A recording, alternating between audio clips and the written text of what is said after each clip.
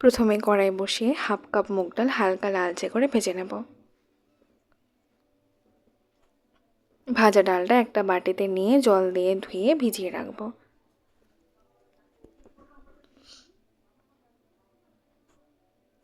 এবার 1/2 কড়াই জলে ভেজানো ডাল, নুন, হলুদ, জিরা, কাঁচা লঙ্কা আর অল্প সরষের তেল দিয়ে ঢেকে সেদ্ধ বসাবো।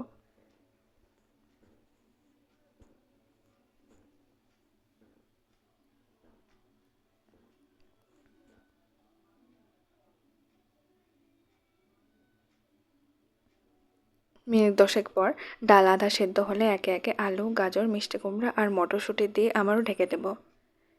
এখন সবজি ডাল ভালো মতো সেদ্ধ হয়ে আসলে নামিয়ে রাখবো। কড়াইয়ে 1 চামচ ঘি, অল্প সরষের তেল গরম করব। ফোড়নে দেব শুকনো লঙ্কা, রাঁধুনি আর গ্রেট করা আদা।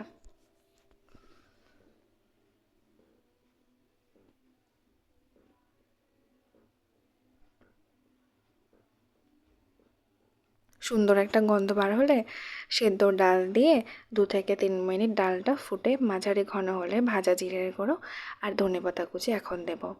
তোমরা ধনেপাতা কুচি দিও, টেস্টটা আরও ভালো আসবে।